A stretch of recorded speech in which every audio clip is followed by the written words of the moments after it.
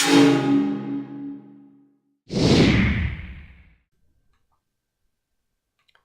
in this video, we're going to be talking about atomic emission spectra. So if you have white light, it's made up of all the colors of the visible spectrum. And you can see this when you pass that white light through a prism. You can separate the colors into all the colors of the rainbow. You've probably seen something like this before. But if the light is not white, you get something different. So we can get non-white light by heating a gas with electricity.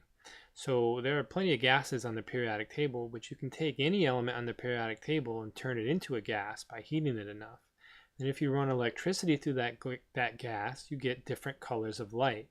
And if you pass that light through a spectrum, you get something that looks different, like this. So this is what an atomic emission spectrum is. Each element on the periodic table gives off its own characteristic colors, like you see here. It might be the same colors but in different positions, or there might be different colors that we don't see in this picture here. And it can be used to identify an atom, kind of like a fingerprint. So this is a bunch of atomic emission spectra. Like I said, it's unique to each element, like a fingerprint. No two elements have the exact same spectra. And it can be used in identifying elements and also elements that are present in mixtures of elements. And this is how all the elements on the periodic table have been identified by scientists over the years, by finding a unique spectrum that hasn't been seen before. That's how they know for sure they've found a new element. So here's an example question. On the Regents, it's not printed in color, so we don't get those nice, pretty spectra pictures like I showed you before. You get something like this. It says, a diagram below represents the bright line spectrum of 4 elements and a bright line spectrum produced by a mixture of 3 of those elements. Which element is not present in the mixture? So here are elements A, D, X, and Z. Our mixture here is on the bottom. So this mixture contains 3 of the 4 elements. So to see if it matches, you have to find the spectral lines which represent specific amounts of energy caused by the electrons in that element.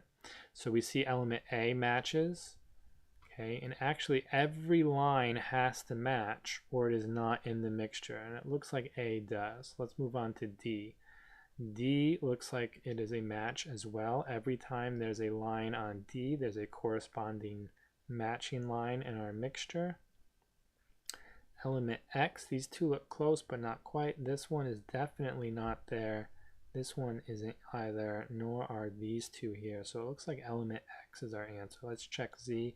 Yep, Z only has 2 lines and they're definitely in our mixture.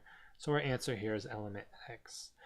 There are many questions like this on the Regents exams over the years. It's pretty simple. The lines need to match. If they don't match, it's not part of the mixture. So let's talk about how these atomic spectra are formed. So when we write the electron configurations, we're writing the lowest possible energy. The energy level and where the electrons start from, of course, we talked about in the last video, is called its ground state.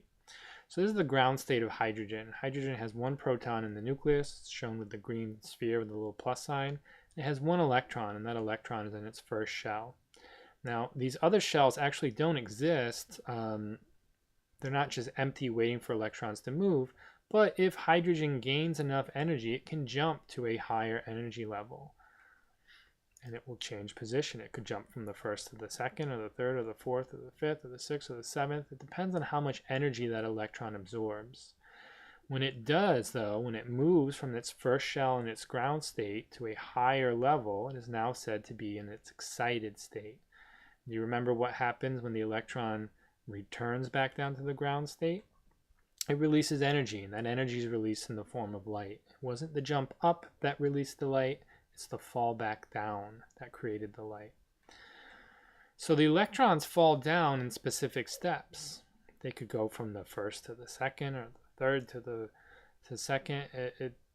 Well, you can't fall from the first to the second. They could fall from the third to the second, or the fourth to the second, or the fifth to the second.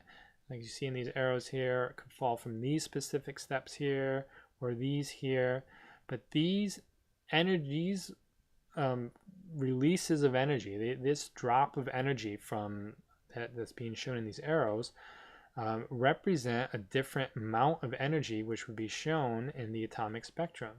So this drop here on the left would result in ultraviolet lights, visible lights in the middle, infrared on the right. This is a bit of an oversimplification, but this is basically what's happening to create the wavelengths of light that you see when you pass the non-white light through the spectrum. So an emission spectra is made of light that is released by excited electrons falling back down to a ground state configuration when it's passed through a prism. The resulting bands of light are a result of specific electrons releasing specific amounts of energy as light. And because each atom has a specific number of electrons, each atomic emission spectrum is different and unique. That's why we call them fingerprints of the elements. They're used to identify an element.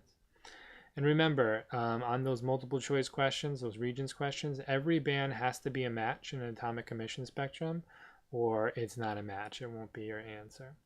Hope that makes sense. If you have any questions, please let me know.